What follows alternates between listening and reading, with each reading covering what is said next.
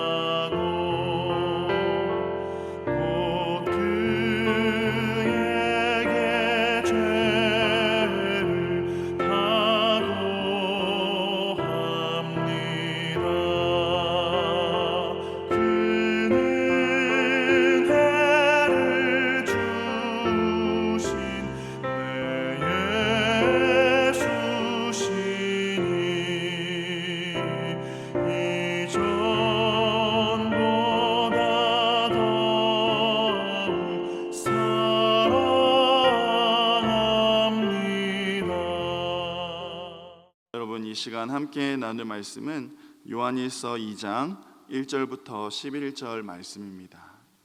요한일서 2장 1절부터 11절 말씀 한 절씩 교독하시고 마지막 절 함께 읽도록 하겠습니다. 나의 자녀들아, 내가 이것을 너희에게 쓰면 너희로 죄를 범하지 않게 하려 함이라. 만일 누가 죄를 범하여도 아버지 앞에서 우리에게 대언자가 있으니 곧 의로우신 예수 그리스도시라. 그는 우리 죄를 위한 화목제물이니 우리만 위할 뿐 아니요 죄를 위하심이라. 우리가 그의 계명을 지키면 이로써 우리가 그를 아는 줄로 알 것이요 그를 아노라 하고 그의 계명을 지키지 아니하는 자는 거짓말하는 자요 진리가 그 속에 있지 아니하되 누구든지 그의 말씀을 지키는 자는 하나님의 사랑이 참으로 그 속에서 온전하게 되었나니 이로써 우리가 그의 안에 있는 줄을 아노라. 내 안에 산다고 하는 자는 그가 행하시는 대로 자기도 행할지.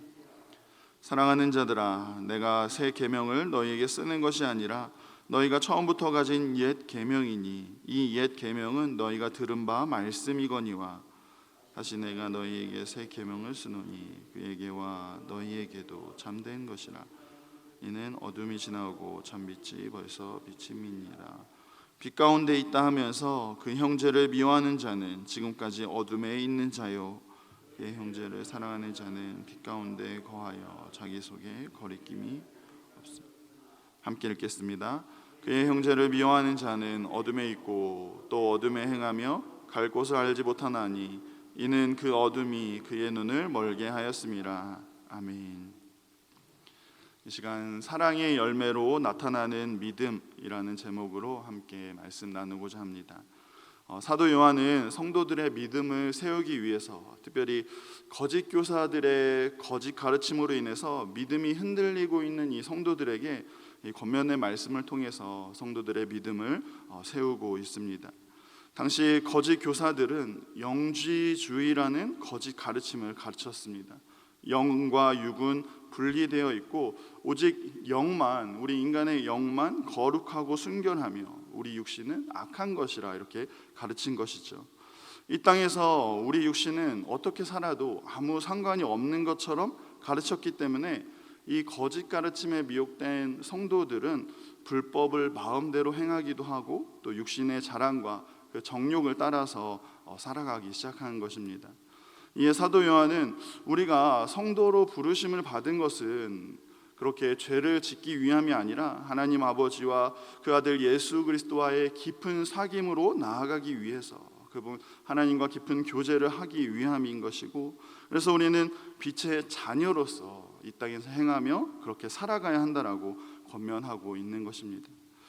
이처럼 하나님은 우리를 하나님 자신과 깊은 사귐의 관계로 부르셨는데 그렇다면 우리가 하나님과의 더욱 깊은 교제, 더욱 깊은 사귐의 관계로 나아가기 위해서 어떻게 해야 하는 것입니까?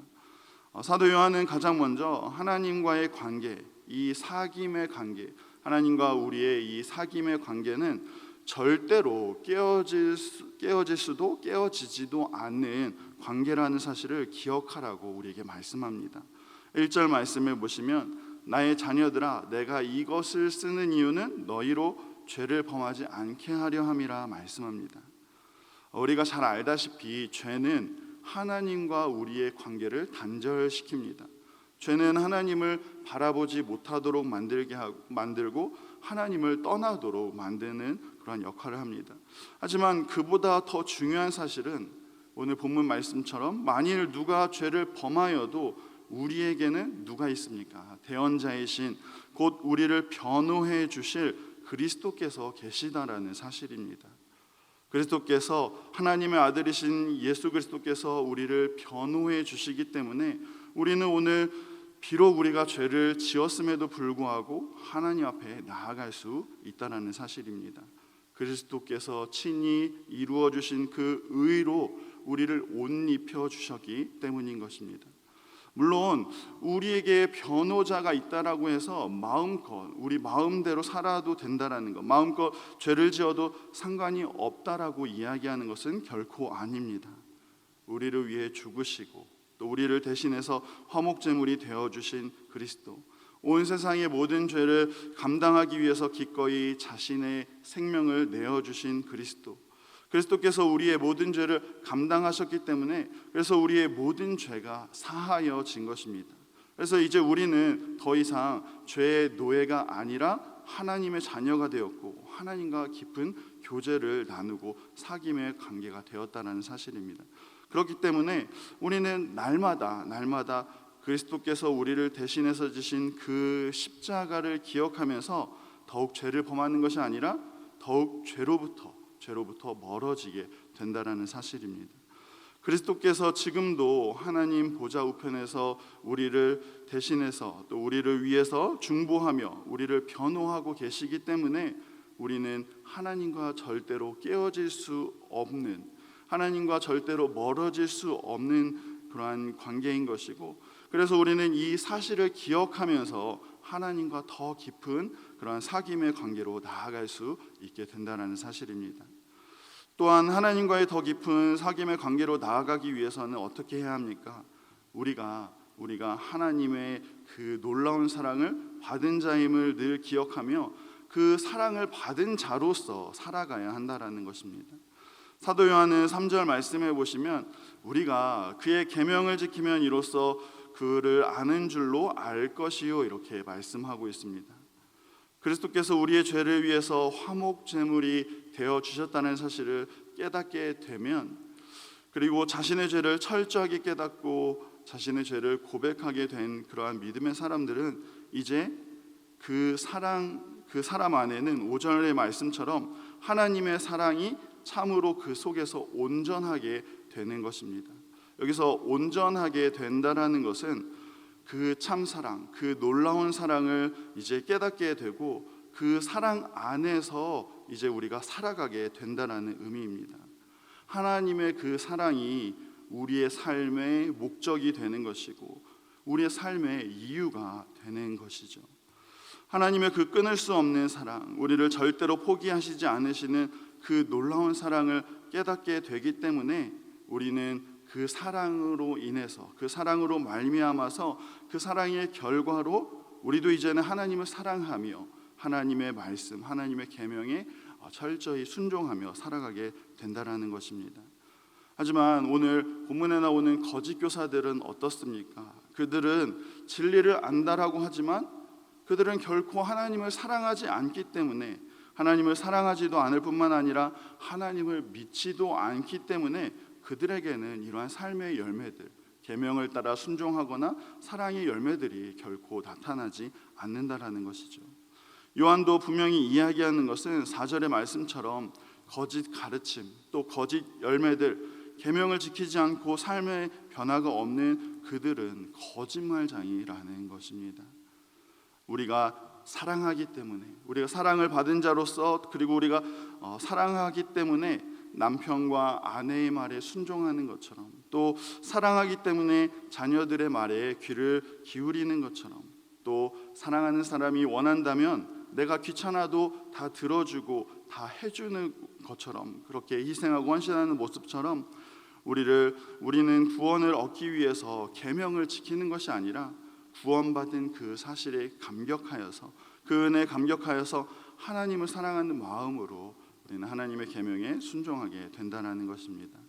이렇게 하나님을 사랑하는 마음으로 계명을 지켜내는 모습, 하나님을 사랑하는 마음으로 순종하는 그러한 모습들을 통해서 우리는 더욱 깊은 하나님과의 사귐의 관계로 나아갈 수 있다는 사실입니다. 마지막으로 하나님과의 더 깊은 사귐의 관계로 나아가기 위해서는 우리가 하나님의 사랑을 받은 자로서 이제는 우리도 그 사랑을 나누는 자가 되어야 한다는 사실입니다. 7절 말씀을 보시면 사랑하는 자들아, 내가 새 계명을 너희에게 쓰는 것이 아니라 너희가 처음부터 가진 옛 계명이니 이 옛 계명은 너희가 들은 바 말씀이거니와, 이렇게 말씀합니다. 사도 요한이 여기서 말하는 옛 계명들은 하나님이 주신 율법들, 그 중에 대표적으로 십계명을 말하고 있고, 이 십계명은 한마디로 하나님 사랑과 이웃 사랑으로 요약할 수 있습니다. 그리고 새 계명은 무엇입니까? 요한복음 13장에서 예수님이 말씀하셨던 새 계명, 내가 너희를 사랑한 것 같이 자신을 팔 유다까지도, 자신을 부인할 베드로까지도 예수님께서 그들을 사랑하신 그러한 모습처럼 너희도 서로 사랑하라는 그러한 계명입니다. 이제 우리는 하나님의 사랑으로 인해서 빛의 자녀가 되었습니다. 하나님의 사랑을 받은 빛의 자녀들은 이제 빛 가운데 살아가며, 빛 가운데 행하며 살아가야 하는데, 그것은 바로 예수님이 우리에게 행하신 것처럼, 예수님이 우리를 죽기까지 사랑하신 그러한 모습처럼 우리 역시 그 사랑으로 우리 형제들을 사랑해야 한다라는 것입니다. 이렇게 서로 사랑하는 모습은 빛의 자녀들에게 당연히 나타나야 하는 모습들인데, 왜냐하면 자녀들이 그 부모의 모습을 그대로 따라하는 것과 마찬가지인 것입니다. 우리 아버지이신 하나님이 우리를 사랑하신 그러한 모습처럼 우리 역시 우리 아버지의 모습을 따라서 서로 사랑하며 살아가야 한다는 것이죠. 이렇게 아버지의 모습을 자녀인 우리가 동일하게 나타내며 우리는 더 깊은 하나님과의 사귐의 관계로 나아갈 수 있다는 사실입니다. 사랑하는 성도 여러분, 하나님은 우리를 사귐의 관계로 부르셨습니다. 그냥 알고 지내는 그런 사이가 아니라 더 깊이 아는 사이, 마치 부부가 서로를 더 깊게 아는 것과 같은 그러한 깊은 사귐의 관계로 우리를 부르신 것입니다. 그리고 그리스도로 인해 우리가 하나님과 결코 끊어질 수 없는 관계임을 깨닫고, 이제는 하나님을 사랑하는 마음으로 그의 계명을 지키도록, 무엇보다 하나님의 사랑으로 우리의 이웃을 사랑하는 모습을 나타내며 더 깊은 사귐의 관계로 나아오라고 오늘 우리에게 말씀하고 있는 것입니다. 사랑하는 성도 여러분, 오늘 하루도 이러한 사랑의 열매로 나타나는 우리의 믿음을 통해서 하나님과의 더 깊은 교제, 하나님과의 더 친밀한 교제를 나누며 하나님과 더 깊은 관계를 맺어가는 저와 여러분 다 되시기를 간절히 소망합니다. 기도하시겠습니다. 사랑하는 하나님, 아무것도 아닌 우리들을 빛으로 또 하나님의 자녀로 사귐의 관계로 불러주심에 감사를 드립니다. 세상의 유혹과 또 거짓 교사들의 도전이 지금도 우리를 넘어뜨리려고 하지만, 우리가 그리스도로 인해서 하나님과 절대로 끊어질 수 없는 관계가 되었다는 사실을 늘 기억하게 하시고, 또 하나님의 사랑을 받은 자로서 기꺼이 계명에 또 하나님 말씀에 순종하는 자로 살아가게 하시며, 무엇보다 하나님의 사랑을 받은 우리가 이제는 그 사랑을 함께 나누는 믿음의 성도 다 되게 하여 주옵소서. 이러한 모습을 통해서 하나님과의 더 깊은 교제로 하나님과 더 친밀한 사귐의 관계를 맺어가는 복된 하루하루 되게 하여 주옵소서. 감사를 드리오며 살아계신 예수님의 이름으로 기도합니다. 아멘.